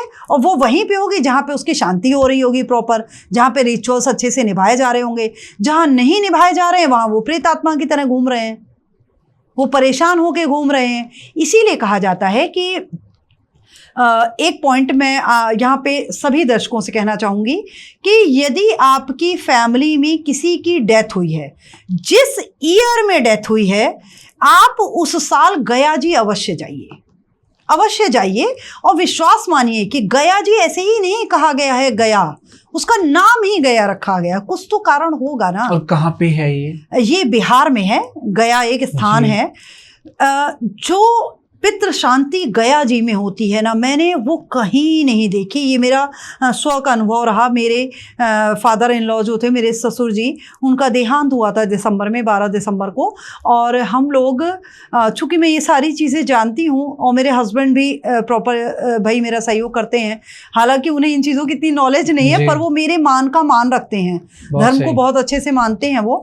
तो उनका कहना ये कि कर रही है तो कुछ सोच के ही कर रही है। क्योंकि मैंने बोला कि पापा जी का देहांत हुआ है तो हमें गया जी जाना चाहिए, पिंडा पार आना चाहिए वहाँ जाके। तो बोले ठीक है, और वो मुझे ले करके प्रॉपर गए अप्रैल में। अप्रैल में क्यों गए ये भी मैं बता देती हूँ आपको। होली के बाद होली जैसे जी। कहा था ना कि मरे की होली हो गई, जी। तो उनकी जब होली हो गई उसके बाद जा करके हम लोग गया जी गए, जा करके वहाँ पिंडा पार के प्रॉपर। और आप देखिए कि प्रॉपर गेहूं जो होता है वो सूर्य है। Okay. जब भी संडे को आपका कोई दान आदि कराया जाता होगा तो आपने सुना होगा कि गेहूं का दान किया जाता है, तो वो सूर्य के लिए किया जाता है। उस गेहूं को पीस करके चूर्ण बनाया गया, वो आटा बना सफेद रंग का। सफेद क्या हो गया? चंद्रमा हो गया। हो गया? राइट। कितना बड़ा लॉजिक है, आप देखिए। गेहूं बीज, और जब वो पिसा और आटे के रूप में परिवर्तित हो White गया हो तो गया। वो वाइट हो गया। चंद्रमा डस्ट जो पूरे में फैल जाएगा, उसमें आपने जल को मिला दिया तो वो क्या बन गया? लोई। लोई बन जाती है ना, उसमें जल मिल गया। और जल प्रॉपर कारक होता है आपके मन का, आपके भाव का, आपके इमोशंस का। तो जो आत्मा है वो कहीं इमोशन के रूप में ही तो भटक रही है। तो आपकी जो इंद्र अंतर मन की आत्मा है ना, वो प्रॉपर उस लोई की तरह आ जाती है। और इसीलिए कहा जाता है कि रात को आटा मार के फ्रिज में रख के सुबह बना के नहीं देना चाहिए। उसका यही कारण तो होता दुनिया है। करती है ये चीज। नहीं करना चाहिए, अच्छा नहीं होता है, उसमें थोड़ी नेगेटिव एनर्जी आ It's जाती better कि है। आप जब आटा गूंदे हैं तो हाँ। सेम टाइम आप बना के खा लीजिए, सेम टाइम उसको बना के रखे खा ना लीजिए। बचाकर। आप ऐसा कर सकते हो कि अगर आपके पास टाइम नहीं है, आप वर्किंग वुमेन हो या आप वर्किंग मैन हो, आपके पास इतना समय नहीं, तो मैं इतना जरूर बोलूंगी कि आप दिन में आटा मार लो, पूरे दिन चला लो, पूरे दिन चला लो, एक वो रात ठीक है। निकलनी नहीं चाहिए। रात नहीं निकलनी चाहिए, क्योंकि वो जो रात का टाइम होता है ना 11 से 3 बजे के बीच वाला, वो प्रॉपर नेगेटिव एनर्जी का टाइम होता है। तो जब आप गया जी जाते हो, वो पिंडा पारते हो, जो लोई बनाते हो, और उसको करके जब आप वो रिचुअल्स करते हो ना, तो आपके पितृ वास्तव में शांत हो जाते हैं। मैंने खुद वो किया है। आप Personal- भग्गू नदी की महिमा देखिए। बिहार में जो गया जी स्थान है, वहां पे एक भग्गू नदी जो है, जहाँ पे जाके ये प्रॉपर रिचुअल्स वहीं पे किए जाते हैं। मैं खुद गई, मुझे ये विश्वास नहीं था, आप सबको भी ये बताऊंगी, मुझे खुद भी विश्वास नहीं हो रहा था कि ऐसा होता होगा। जैसे मैंने पढ़ा है, धर्म ग्रंथों में पढ़ा है, मेरे गुरु महाराज, मेरे नाना जी, उन्होंने भी मुझे बताया था कि भग्गू नदी में जाकर के ही शांति करनी चाहिए, वो नदी विलुप्त हो जाती है। तो मुझे लगता होगा ऐसे ही कहते हैं, विलुप्त हो जाती है मतलब? हाँ। अब आप भी समझिए इस चीज़ को कि, और ये फैक्ट है, आप जाके चेक कर सकते हो। आप जब वहाँ जाएंगे तो आप देखेंगे कि पूरा भूमि है और लोग जगह जगह खड़े होके पितृ की शांति करवा रहे हैं, ठीक है। फिर जब आप पंडित, कर्मकांडी जो पंडित होते हैं वो करवा रहे होंगे, वो आपसे बोलेंगे इसको खोद करके जल निकालिए।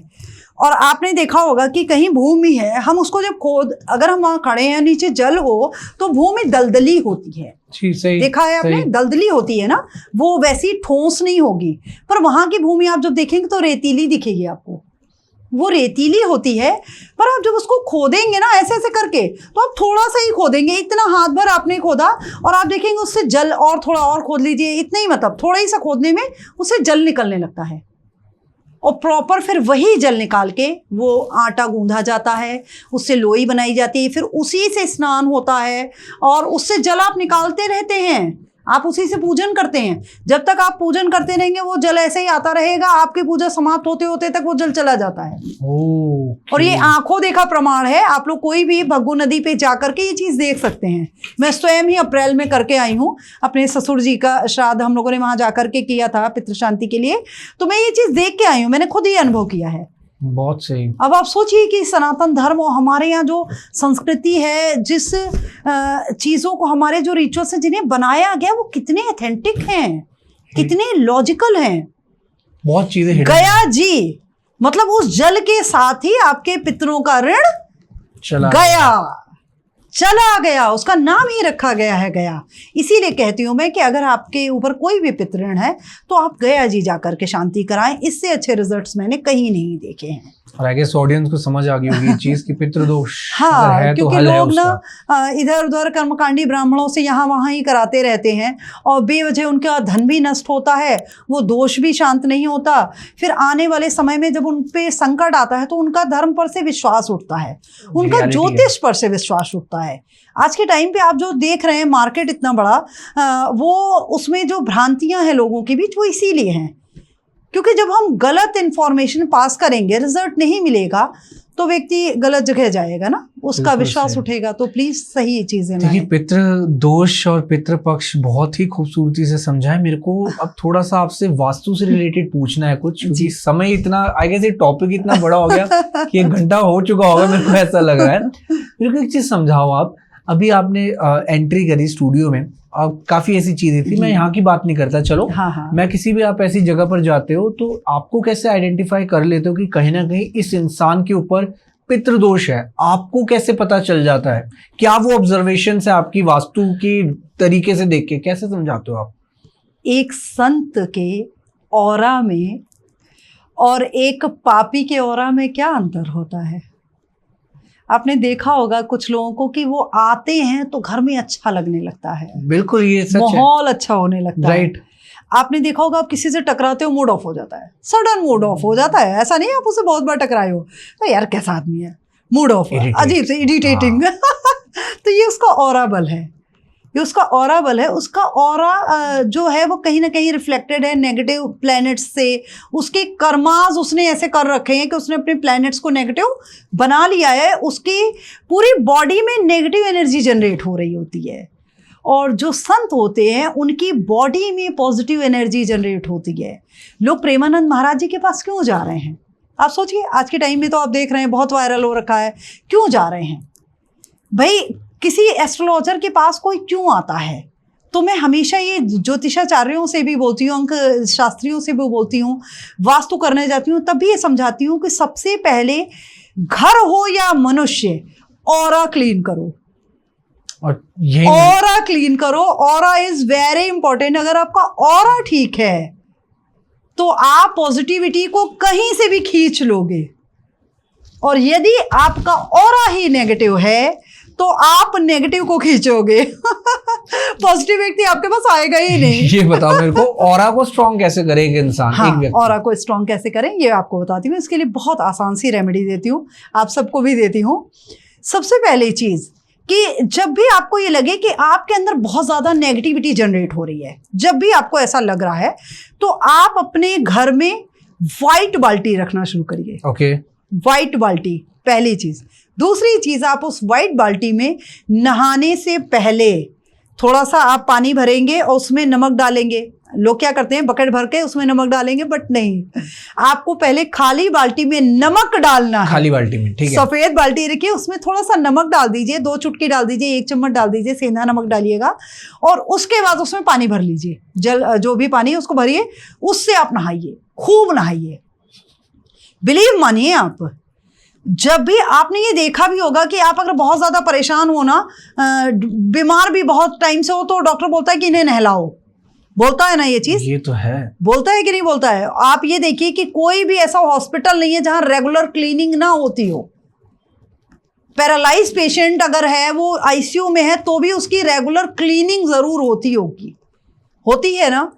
तो क्लीनिंग सबसे पहले इंपॉर्टेंट है। और क्लीनिंग जल से क्यों कही, बहुत ज़्यादा नेगेटिविटी है तो नमक, आपने देखा होगा पुराने लोग नमक ऐसे उतार करके एंटी क्लॉकवाइज बोलते थे कि इसको डालाओ, इसको पानी में बहा दो, जल में बहा दो, क्योंकि नमक जो होता है वो नेगेटिव एनर्जी को सोख लेता है। आपने देखा होगा कि नमक भुरभुरा होता है, उसमें ढेले में होता है, परंतु आप अगर बाहर उसको रख दो तो वो धीरे धीरे पसीजने लगता है, वाटरी हो जाता है। जी बिल्कुल। तो वाटरी वो क्यों हो जा रहा है? जो आपके एरिया की नेगेटिविटी है, आपकी बॉडी की जो नेगेटिविटी है, उसको उसने खुद में एब्जॉर्ब कर लिया, और खुद में एब्जॉर्ब करके वो जल तत्व बन के वाष्प के रूप में उड़ गया और आपको पॉजिटिव कर दिया। तो जब आप जल में नमक जो होता है, नमक में आप पानी से बकेट भरिए, व्हाइट कलर की बकेट रखिए और खूब नहाइए। आप बिलीव मानिए, ऑरा क्लीनिंग का इससे अच्छी रेमेडी हो ही नहीं सकती है। पहली चीज, ओके, आप खूब अच्छे से नहा लिए। आप जिनको भी मानते हैं, भाई हर रिलीजियस के लोग होते हैं, हर रिलीजन के हैं, हिंदू मुस्लिम सिख ईसाई, आप जिनको भी मानते हैं, पर हम अगर मुस्लिम भी हैं तो हमें रोशनी तो सूर्य ही दे रहा है ना, दे रहा है कि नहीं दे रहा है? अगर हम सिख भी हैं तो रोशनी तो हमें सूर्य ही दे रहा है।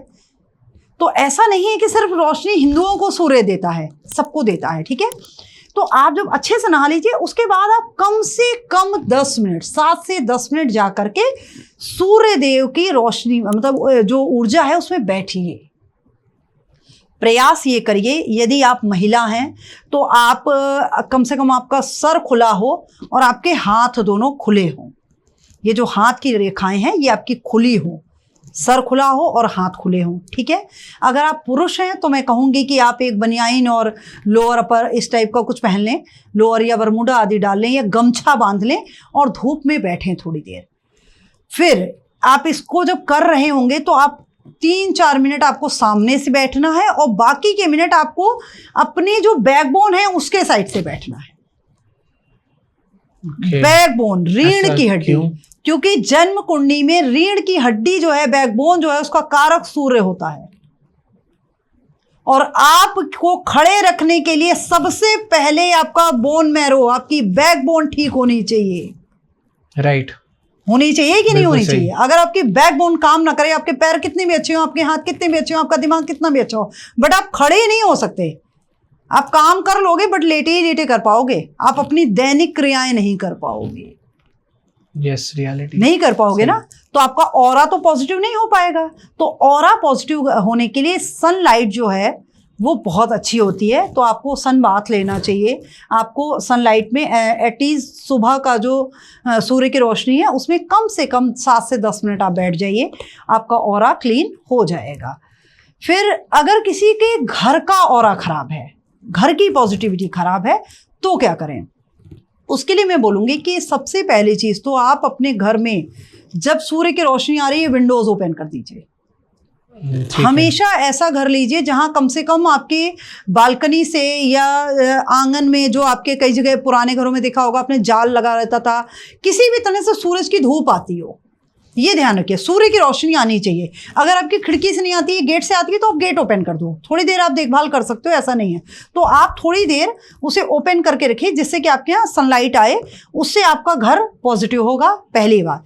दूसरी चीज कि आप अपने घर में कोशिश करिए कि वाइट कलर के कर्टेन यूज करिए। ओके, वाइट कर्टेन यूज करिए अपने घर में। ब्राउन, रेड, डार्क कलर के कर्टेन्स नहीं यूज करिए। मैक्सिमम कोशिश करिए कि लाइट कलर, स्पेशली मैं बोलूँगी अगर ऑरा नेगेटिव है तो वाइट कलर के कर्टेन यूज़ करना शुरू कर दीजिए। और 21 डेज के बाद आप मेरे चैनल पे जाके, एस्ट्रो अल्पना पे जा करके आप मुझे मैसेज करके कमेंट बॉक्स में खुद बताएंगे कि हमारे घर का ऑरा अच्छा हो रहा है। धीरे धीरे, स्लोली होगा पर हो जाएगा। फिर एक और रेमेडी आप क्या करेंगे कि अपने घर के मुख्य द्वार पे जी, अपने घर के मुख्य द्वार पे दाहिनी साइड आपको 1.25 ग्राम फिटकरी रखनी है। किसी भी आप जो मिट्टी का बर्तन होता है उसमें रख दें, या फिर आप जो कांच का बर्तन होता है उसमें रख दीजिए, ठीक है। आपको ये रखनी है और आप इसको 43 डेज तक रखे रहेंगे। 43 डेज, जैसे ही 43 डेज कंप्लीट होता है आप इसको ले जाके सैटरडे वाले दिन बहते हुए जल में बहा दीजिए। यदि आपके यहाँ वो उड़ गई है तो बहुत ही अच्छा, इसका मतलब बहुत ज़्यादा नेगेटिविटी थी। और अगर थोड़ी उड़ी है तो इसका मतलब है 43 डेज बाद आप इसको बहा दीजिए और आप फिर दूसरी ला करके फिटकरी वैसे ही रख दीजिए। आपके घर का ऑरा अच्छा होने लगेगा। आप अपने घर में प्रॉपर एक वो क्या कहते हैं, क्रिस्टल जो होते हैं ना, पाइराइट होता है, क्रिस्टल होते हैं, आप उसे रखिए। और मैं इस चीज़ में, इसमें एक चीज़ और बोलूँगी कि अगर आपके घर का ऑरा खराब है तो आप वाइट क्रिस्टल रखिए। हमेशा ध्यान रखिए वाइट कलर का यूज़ करिए, उससे ऑरा बेहतर होता है। ठीक है, ठीक है। तो इसका ध्यान रखेंगे तो ऑरा पॉजिटिव हो जाएगा। ठीक है। तो डेफिनेटली आपने बहुत अच्छे से चीज़ों को समझाया, लेकिन अब मैं थोड़ा ऑडियंस के लिए जो यहाँ तक आ गए हैं थोड़ा आसान से समझाते हैं। हम क्वेश्चन मैं पूछूंगा आपसे, आप मेरे को बताओ पितृदोष के लिए सबसे इम्पोर्टेंट ग्रह कौन से होते हैं जिनकी वजह से पितृदोष बनता है? वैसे तो महत्वपूर्ण 4 ग्रह हैं, मैंने बता ही दिया कि सूर्य, चंद्र, राहु, केतु इसमें स्पेशली होंगे। इनके साथ जो सारे ही जो ग्रह हैं उनसे पितृदोष कहीं ना कहीं कनेक्ट रहता है। जैसे कि आप मान लीजिए कि सूर्य और राहु अगर साथ बैठे हैं तो बुध उसके सबसे समीप का ग्रह है जी। आप 90% कुंडलियों में देखेंगे कि सूर्य बुध की युति होती है, और कई बार तो ऐसा होता है कि शुक्र भी उसके साथ आके बैठ गया। ट्रांजिट में ऐसा आया कि सूर्य बुध शुक्र एक साथ बैठ गए। अब राहु या केतु अगर उसके साथ बैठ के पितृदोष बना रहे हैं तो बुध मतलब पुत्री, बहन, बुआ, बेटी का कारक होता है, तो आपके घर में उसका भी पितृदोष बना। और शुक्र मतलब पत्नी, मतलब स्त्री कारक ऋण है आपके घर में। आपके घर में स्त्रियों को तंग किया गया होगा, टॉर्चर किया गया होगा, किसी तरह की हत्या हुई होगी या फिर एबॉर्शंस हुए होंगे, गर्ल चाइल्ड के, उसकी वजह से आपके ऊपर वो पितृदोष लगा है। तो अब मैंने अपने अभी तक के अनुभव में, अपने टाइम में जो सबसे खतरनाक पितृदोष देखा वो बुध जनित देखा। बुध से खतरनाक पितृदोष मैंने किसी का नहीं देखा। सबसे सीवियर पितृदोष होता है, इसको नहीं बुध, मरकरी बुध जनित जो पितृदोष है वो कैसे बनता है ये भी बता रही हूँ। उसको चेक करने का तरीका बहुत आसान होता है। ऐसे लोगों के घरों में मोस्टली आप देखिएगा जो लास्ट का, जैसे मुख्य द्वार से आप जाएंगे, घर जहां से शुरू हो रहा है, अंतिम एरिया जो होगा, मतलब जो छत है, कहा यह जाता है कि छत सबसे ऊंची होनी चाहिए, वहां से घर नीचे ढाल की तरफ आना चाहिए। पर ऐसे लोगों के घरों में हमेशा जो लास्ट का एरिया होता है वो डाउन होता है। बहुत सारे अपने घरों में दिखा होगा कि अरे वो पीछे का हिस्सा पहले बना था, हमने बाद में आगे बनवा लिया तो छत बहुत नीची ना हो जाए, हमने ऊंचे करके बनवा लिया। एक्चुअल में ये अपने घर के पितृ को दोष को बढ़ा रहे होते हैं। और वो जो पितृदोष वो बहुत छोटे रूप में था ना, क्योंकि बुध राजकुमार है, जो पहले बहुत छोटे रूप में था, आपके यहाँ शांति नहीं हो रही थी, पर आपने उसको करते करते इतना विकराल रूप दे दिया और आपने उसके आगे और ऊंचा घर खड़ा कर दिया, उस बुद्ध को और छोटा कर दिया, यानी कि उस दोष को और ज्यादा बढ़ा दिया। और ये जो दोष होता है ये इतना इंपॉर्टेंट क्यों होता है ये समझिएगा। पितृ ऋण है ना, पितृ एक तरह का ऋण है, ऋण बंधन है, राइट। और हमारी कुंडली में जो छठा घर होता है, रोग रिपु ऋण का घर, छठा घर ही रोग रिपु ऋण का होता है। और वो ऋण का जो घर है उसका स्वामी ही बुध है। तभी 6 नंबर राशि जो कन्या राशि है वो बुध की राशि है, ठीक। उसकी एक राशि जो आती है वो 3 नंबर राशि होती है, वो पराक्रम की राशि होती है, वो जो आपका काम त्रिकोण है उसकी एक राशि आ जाती है। मतलब आपके एफर्ट्स, समझ रहे हैं? तो आपने अपने एफर्ट्स कम लगाए अपने ऋणों को खत्म करने के लिए, इसीलिए आपका 6 नंबर वाला जो ग्रह है बुध का जो ऋण दोष था वो इतना ज्यादा एक्टिव हो गया। सोचिए कितना बड़ा लॉजिक है इसमें। मैं यूं ही अंक ज्योतिष नहीं करती हूं, आप इसको समझ के देखिए कि आपने अपने 3rd हाउस में जो मिथुन राशि जेमिनाई बैठी हुई है, वो जो 3rd घर होता है उसमें बुध की राशि होती है, उसका कारकत्व मंगल को प्राप्त होता है, मतलब पराक्रम। आपने अपने छठे घर का जो ऋण बंधन है उसको उतारने के लिए सही पराक्रम नहीं किया और आपका जो ऋण बंधन है उसने विकराल रूप धारण कर लिया। ठीक है। इसीलिए जन्मकुंडली में सबसे खतरनाक दोष जो होता है, सीवियर दोष, वो बुध जनित पितृ का दोष होता है। और इस दोष से मैंने पूरी पीढ़ियां खत्म होते देखी हैं। आप बिलीव नहीं मानेंगे कि इस दोष में लोगों के घर में मैंने देखा है कि लड़कियों की शादी ही नहीं होती है, बिल्कुल लड़कों की शादी ही नहीं होती और फिर उनकी संतति नहीं बन पाती है, क्योंकि बुध अपने आप में जो 3rd जेंडर है उसको दर्शाता है। बुध अपने आप में राजकुमार है, सबसे छोटा जो आयुखंड है उसको दर्शाता है। तो ये आपके घर की पीढ़ियों को भी छोटा कर देता है। इतना खतरनाक बुध का। जबकि मोस्टली आप ज्योतिषाचार्यों को देखिए, वो क्या बताते हैं कि हमारे बृहद पराशर होरा शास्त्र में, हमारे जैमिनी गुरु हैं, जो भी हमारे ग्रंथ हैं ज्योतिष के, उनमें ये लिखा गया है कि इनसे दोष बनता है। उसमें लिखा सब कुछ था, बृहद पराशर होरा शास्त्र में पराशर ऋषि जी ने सब लिखा, जैमिनी ऋषि ने सब लिखा, हम उसे नहीं पढ़ पाए। हमने अपनी दृष्टि नहीं देखी कि हम नहीं पढ़ पा रहे हैं, हमने सिर्फ ये देखा कि, इसीलिए मैं कहती हूँ कि अनुदित कृति की जगह आप जो मूल कृति ना उसे पढ़ो, क्योंकि अनुदित कृति हमेशा अनुवादक की दृष्टि होती है और जो मूल है ना वो उस व्यक्ति की दृष्टि है। तो इसीलिए कहा था कि उन्होंने लिखा है, आप पढ़ नहीं पाए वो आपकी प्रॉब्लम है, बट मैंने जितना उसको पढ़ा तब मैंने ये चीज़ें देखी कि उन्होंने ये सारे हर ग्रह से मेंशन किया है। आप देखिए बुध का दोष ऐसे जनरेट होता है, मंगल का दोष कैसे जनरेट होगा। अगर आपका मंगल से जुड़ा पितृ दोष है ना आपके घर में, तो आपके घर में भूमि से जुड़ी प्रॉब्लम होंगी। जैसे कि आपके घर की भूमि पीड़ित होगी, आपको मराठ भूमि मिलेगी, आपको कॉर्नर का मकान मिलेगा, आपको टी पॉइंट का मकान मिलेगा। आपके घर का जो मकान होगा, आप जो भी भूमि खरीदोगे वहां पे सेफ्टी टैंक बिल्कुल जो ईशान कोण है वहां पे होगा। ऐसी सिचुएशंस होंगी कि आप उसको चेंज नहीं कर सकते।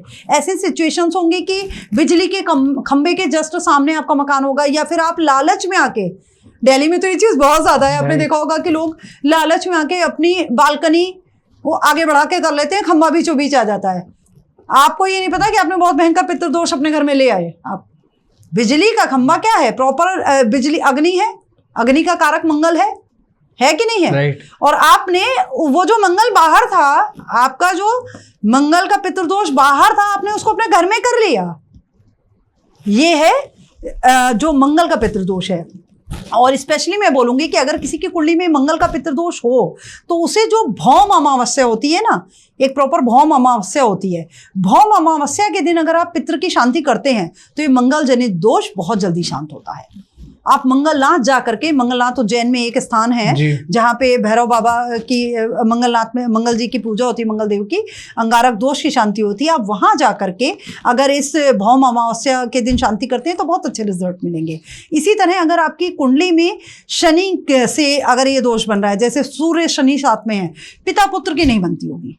आपने बहुत सारे घरों में देखा होगा कि पिता बिल्कुल सही कह रहा है पर बेटा सुनने को ही नहीं तैयार है, बेटा बिल्कुल सही कह रहा है पर पिता सुनने को नहीं तैयार है। एक सारी चीजें, मतलब वो अपनी जगह सही है, ये अपनी जगह सही है, उनके वैचारिक मतभेद रहते हैं। और आपने एक टाइम ऐसा देखा होगा, बहुत ज़्यादा जिनके घर में हो जाता है उनका बता रही हूँ, कि जिनके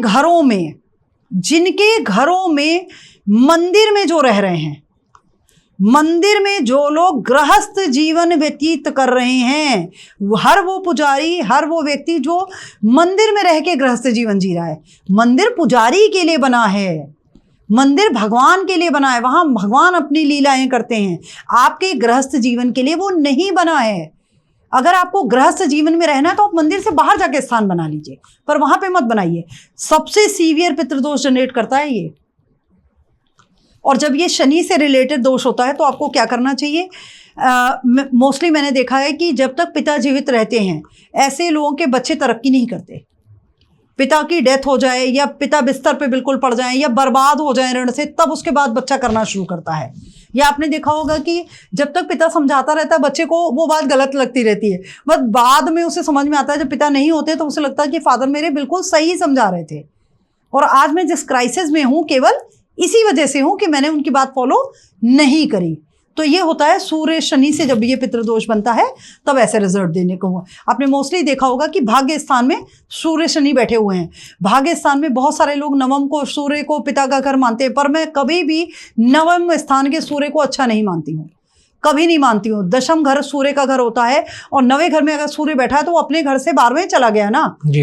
और भाग्य स्थान जो है वो गुरु का घर है, भाग्य का घर है, आपकी ब्लेसिंग का घर है। और वहां पे अगर पिता बैठ गए आकर के तो पिता एक तरह से जो लीडरशिप क्वालिटी होती है ना, आपने बहुत सारे देखा होगा फादर को जिनकी ऐसी कंडीशन होती है कि लीडरशिप मतलब हर चीज उनके कंट्रोल में रहे। वो कहें तो बच्चे मतलब खेलने जाएं, वो कहें तो बच्चे हंसें, वो कहें तो वाइफ बाहर निकले।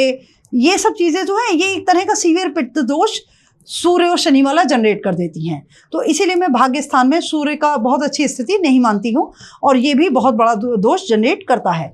फिर आपके राहु केतु तो पहले ही हमने ले लिए थे, फिर आया शुक्र। तो शुक्र कैसे पीड़ित होता है ये समझिएगा। आपने बहुत सारे ऐसे वीडियो देखे होंगे जिसमें कहा जाता है कि पति के पैर दबाओ शुक्र अच्छा हो जाएगा, लक्ष्मी आने लगेंगी। या फिर आप क्या बोलते हैं, इत्र घिसिए, इत्र दान करिए, आप ड्रिंक करिए। ऐसा कुछ नहीं होता, ये भ्रम है। अगर इतना ही आसान हो जाता तो सोचिए ऐसा क्या पॉसिबल था? ऐसा नहीं है। फैक्ट इज दिस, खुशबू बांटिए लोगों में। खुशबू क्या होती है? अपने ऑरा की खुशबू। खुशबू बांटने का मतलब ये नहीं है कि सबको आप इत्र बांटने लगे। खुशबू बांटने, आपके अंदर से मन में मैल हो और आप दूसरों को जाके इत्र बांटेंगे तो उससे आपकी लाइफ में इत्र नहीं आ जाएगा। खुशबू अपने ऑरा की बांटिए, समझे? आप आशीर्वाद अपनी ब्लेसिंग का बांटिए। लोगों को बोलिए कि ईश्वर आपको खुशियां दे, उससे आपकी लाइफ में हैप्पीनेस आने लगेगी। दूसरी चीज, जब भी शुक्र, अब शुक्र अच्छा और खराब कैसे होता है, बहुत आसान तरीका बता रही हूं आपको। सूर्य के 3 घर आगे और पीछे अगर शुक्र है तो शुक्र आपका ठीक है। अब इसको पूरी लॉजिकल समझाऊंगी क्योंकि मैं न्यूमरोलॉजिस्ट हूं, अंक विशेषज्ञ हूं, आपको पॉइंट दर पॉइंट समझाऊंगी। आपकी 1 नंबर मेष राशि होती है, एरीज होता है। आपकी जो 2 नंबर राशि होती है टॉरस, वृषभ राशि शुक्र की राशि है, ठीक है। आप उनसे 5 नंबर लियो जो राशि है वो सिंह राशि है। आप 2 से 5 गिनिए, तीसरे घर में 5 नंबर आ रहा है, 2, 3, आपका 4 है, फिर 5वां घर आया, ठीक। आपका यहाँ से 3 घर छोड़ा और फिर आप 5 नंबर से गिनिए तो 7वीं राशि क्या आ रही है? तुला राशि, वो भी शुक्र की राशि है। 5, 6, 7, ठीक है। 2 नंबर जो घर है आपका धन, कुटुंब, आय, सब चीज का घर है। वहां से जब आप चलते हैं तो आपका पराक्रम है, आपका घर है, फिर आप पंचम पे आ रहे हो, सूर्य के घर पे आ रहे हो। सूर्य से आप 3 कदम आगे बढ़ो, हर घर से तीसरा घर उसका पराक्रम का घर होता है, ठीक है। तो आप सूर्य से जब 3 घर आगे बढ़ोगे तो तुला राशि आ जाती है। तो आप सूर्य से, सूर्य जो है ना वो हीटिंग एनर्जी है, ओके। तो सूर्य के आसपास कहा जाता है ना कि सूर्य के साथ जो भी ग्रह होते हैं वो अस्त हो जाता है। इसीलिए मैंने बहुत सारी कुंडलियों में देखा है बुधादित्य योग है, बुधादित्य योग है, बट उसका रिजल्ट नहीं मिल रहा होता है। मैंने बुध का रिजल्ट हमेशा मैक्सिमम, मैं ये कहती हूँ कि बुध अगर सूर्य से अलग है ना तो वो अच्छा रिजल्ट देता है। बुध सूर्य के साथ जब होता है तो वो अस्त हो जाता है भाई, मैक्सिमम कुंडलियों में अस्त हो जाता है। सूर्य की डिग्री इतनी है। इसी तरह शुक्र जब सूर्य से अगर 3 घर आगे और पीछे रहता है तो वो अच्छा होता है। और सूर्य जब 12वें चला जाता है, शुक्र जब 12वें चला जाता है, अब आप समझिएगा, शुक्र 12वें, 5th हाउस है, आप 5 से 12वां घर गिनिए, 5 6 7 5 6 7 8 9 10 11 12, यानी कि 1 2 3 4 5 6 7 8, ठीक है। आप लियो से जब शुक्र को लाएंगे तो 12वें घर में, मीन राशि में शुक्र उच्च का होता है। 8वां घर मतलब मुक्ति का घर, मृत्यु का घर होता है, मार्केज भी होता है, आपको किसी चीज से मुक्ति मिल जाती है। मतलब शुक्र को सूर्य के बल से मुक्ति मिल गई। वीनस जो है ना उसकी पूरी जो चमक है, जो हीरा है ना उसकी जो प्रॉपर चमक होती है, कहते हैं ना कि जितना हीरा चमकता कैसे है, जितना घिसा जाता है, तराशा जाता है, तो जितना वो सूर्य से दूर होता है, हीटिंग एनर्जी से जब तराश के वो अलग निखर के आता है तो वो चमक जाता है। तो शुक्र सूर्य से जब दूर होता है, कम से कम 3 घर आगे पीछे दूर होना चाहिए। और उससे मैं कहती हूँ कि अगर शुक्र के साथ मंगल है तो वैसे रिजल्ट दे देगा, शनि है तो वैसे रिजल्ट दे देगा, बट शुक्र अच्छी पोजीशन में होना चाहिए आपकी लग्जरी के लिए, आपके धन के लिए, आपके वैभव के लिए। Got it, okay. और बहुत ही खूबसूरत तरीके से आपने समझाया चीज़ों को। एंड डेफिनेटली ये जो शुक्र की आपने बात करी, शनि की बात करी, ग्रहों के भी महत्व पता चलते हैं हमारे पितृदोष से, और हर ग्रह का भी एक दोष होता है जो पितृदोष के थ्रू हम पता लगाया जा सकता है। एंड अल्पना जी, जिस तरीके से आपने चीज़ों को समझाया, पितृदोष मेरे को भी समझ आ गया कि हम अपने पितरों को कैसे खुश रख सकते हैं, क्या क्या हमें करना चाहिए और क्या क्या रीजन होते हैं जिनकी वजह से पितृदोष लगता है। सो कहा जाए कि पितृदोष के बारे में अगर बात करें तो 1 घंटा भी कम है, 2 घंटा भी कम है, क्योंकि 1 दिन भी कम है। पर इतना समझ आ गया कि अपने पितरों को खुश रखो। बेसिक्स क्या है जिससे कि हमारी लाइफ बेटर हो जाए, कहीं ना कहीं जो ऑब्स्टिकल्स आते हैं, जो बेवजह के अधकचरा ज्ञान है उसमें ना फंसे और आप एक ऑथेंटिक काम कर पाए। तो मैं जाने से पहले आपसे एक चीज पूछना चाहूंगा कि मेरे को ये बताओ कि किसी के घर में धन की ब्लॉकेज है, क्या होता है कि मेहनत बहुत कर रहे हैं लेकिन पैसा नहीं आ पा रहा, लग रहा है कि पैसा आना चाहिए लेकिन कहीं ना कहीं वो पैसा रुक रहा है, और उनके घर भी पितृदोष है। उस पितृदोष को कैसे दूर किया जाए जिससे धन की ब्लॉकेज ठीक हो जाए? ओके, बहुत अच्छा क्वेश्चन है। और मोस्टली घरों में मैंने ये देखा है कि पितृदोष अगर होता है ना तो पैसा आ तो रहा है पर वो सेव नहीं हो पाता, या फिर वो पैसा बेकार की चीज़ों में चला जाता है, हम उसको यूज़ नहीं कर पाते, या फिर हमारे पास टैलेंट होने के बाद भी हमें इनकम के रिसोर्सेज नहीं मिलते हैं, बना बनाया बिजनेस डूबने लगता है। तो अगर ऐसी कंडीशन है तो आप ये समझ लीजिए कि पितृ दोष, सबसे पहले तो आपको पितृ की शांति करनी ही है, पितृपक्ष में करें और प्रॉपर तिथि पे करें। उसके अलावा आप क्या करें कि आपकी ये ब्लॉकेज खत्म हो, तो उसके लिए सबसे पहला आपको जो काम करना है वो आपको शुक्र को अपने बलि करना है। उसके लिए मैंने आपको प्रॉपर रेमेडी बताई है, उसको आप यूज करिए। दूसरी चीज, आपके घर में अगर पैसे की ब्लॉकेज रेगुलर बनी रहती हो, अपने घर की तिजोरी को, आपके घर में जो भी धन स्थान है, अगर आपके घर में तिजोरी नहीं है तो मैं बोलूंगी कि लेके आइए। अब आप बोलेंगे कि जब धन ही नहीं है तो तिजोरी का क्या करें, और मैं ये बोलूंगी कि जब तिजोरी आएगी तो धन भी आ जाएगा। बिल्कुल सही, समझ रहे हैं? जब तिजोरी आएगी तो आप उसको भरने के लिए, क्योंकि जब चीज होती है, बर्तन है, तभी तो हम उसको भरने का प्रयास करते हैं ना, करते हैं कि नहीं करते हैं? आपको इसका सिंपल सा उदाहरण देखिए, जब कोई भिखारी कटोरा लेके बैठा रहता है तो लोग उसमें कुछ ना कुछ डाल ही देते हैं। तो जब आप तिजोरी लाओगे तो भगवान उसमें धन भी देने लगेंगे आपको। बहुत सही। आपका धन भाव एक्टिव कर रहे हो आप, और आप उस तिजोरी को लाइए, अपने घर में रखिए। अगर आपकी क्षमता उतनी नहीं है, जैसे आप बहुत गरीब हैं, आप गुल्लक ला सकते हैं।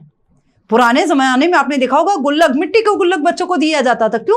क्योंकि वो माता पिता आपको एक सेविंग वाली चीज सिखाते थे, आपका शुक्र एक्टिव करते थे। तो आप एक गुल्लक ले आओ, सिंपल गुल्लक ले आओ। फिर उसके बाद आप क्या करो, आप अपने घर में एक रेड कपड़ा अगर आपके पास है, मलमल का है बहुत अच्छा है। अगर मलमल का नहीं है, मैं सोचिए बेसिक से बता रही हूँ, आप इतने गरीब हैं कि आप मलमल का कपड़ा भी नहीं खरीद सकते, तो आप गुल्लक लाएंगे। उसके बाद आप क्या करो, गेरू लेकर के गेरू से लीप दीजिए या रोली से वहां पे लीप दीजिए, उसको मतलब लगा दीजिए नीचे, उस पे आप उस गुल्लक को रख दीजिए। ठीक है? कोशिश करिए चावल हो तो चावल रख के उसके ऊपर रख दें, अदरवाइज आप ऐसे भी रख सकते हैं, वहां रख दीजिए।